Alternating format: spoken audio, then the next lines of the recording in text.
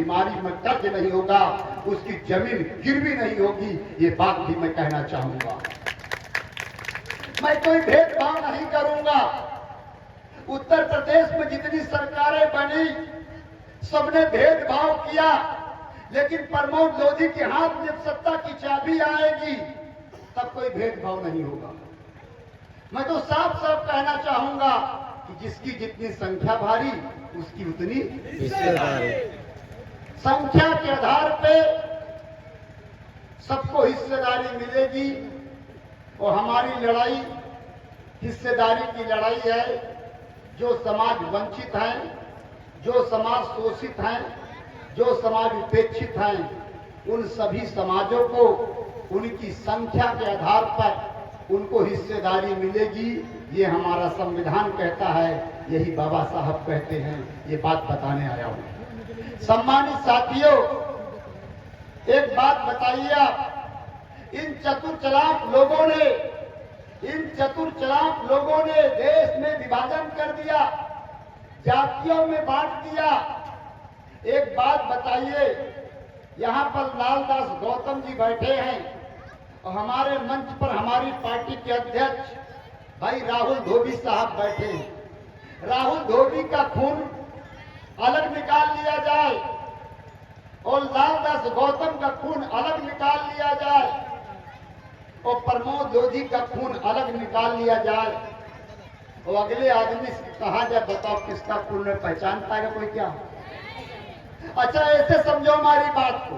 कोई खेत है, उस खेत को जोत को मया के बराबर कर दो, उसमें लालदास गौतम जी पिलाए, उसी में प्रमोद लोधी पिल के चले आए और उसी में राहुल धोबी पिल के चले आए।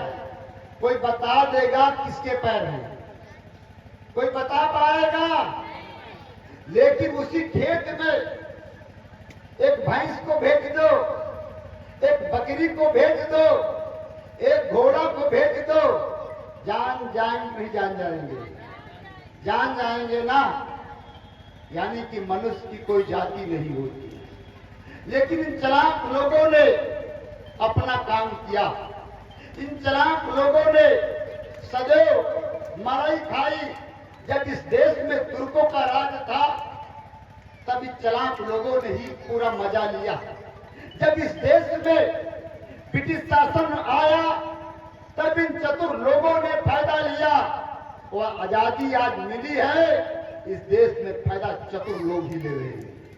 ये चतुर चालाक लोग ही फायदा ले रहे हैं और उसके दोषी हम लोग हैं। उसके दोषी हम लोग हैं जो हम लोग अन्याय के खिलाफ खड़े नहीं हो पाते हैं। मैं तो सदैव कहता हूं, जब तुम पर अन्याय हो, जब तुम पर जुल्म हो, तब भाजपा का पट्टा उतार के फेंक देना, सत्ता का पट्टा उतार के फेंक देना, लोधी के लिए मैदान में खड़े हो जाना। ये बात मैं कहने आया हूं। तो सम्मानित साथियों, बाबा साहब ने कितना बड़ा काम किया और ये बाबा साहब के इतिहास को ना कहते हैं। ये चंद्र लोग बाबा साहब के इतिहास को चाहते हैं मिटाना, और जो बाबा साहब के इतिहास को छेड़ेगा उसको देश छोड़ना पड़ेगा। ये प्रमोद लोधी का कहना है। सब कुछ तो बर्दाश्त है, लेकिन इस देश की धरोहर बाबा साहब के बनाए हुए संविधान से छेड़छाड़ हुआ तो हिंदुस्तान की सड़कों पर खून बहेगा। ये बात ये वंचित समाज बर्दाश्त नहीं करेगा। ये बात भी मैं कहना चाहूंगा। और एक बात समझ लीजिए, इस देश में सिर्फ एक ही बात चलेगा, सिर्फ देश में एक ही बात चलेगा, वो वाद होगा अंबेडकरवाद। देश में सिर्फ एक ही बात चलेगा, वो होगा अंबेडकरवाद।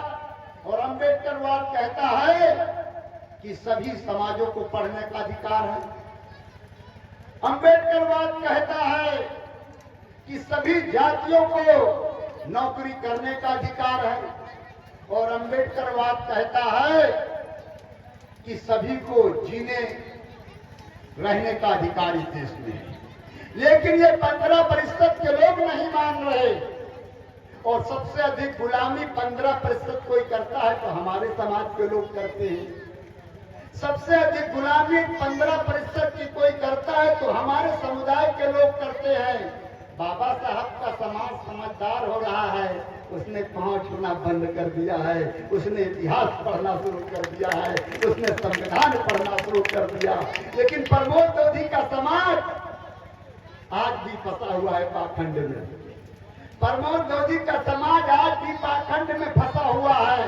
और जो समाज संविधान पढ़ेगा वही समाज संविधान रचेगा। ये बात अभी मैं कहना चाहूंगा।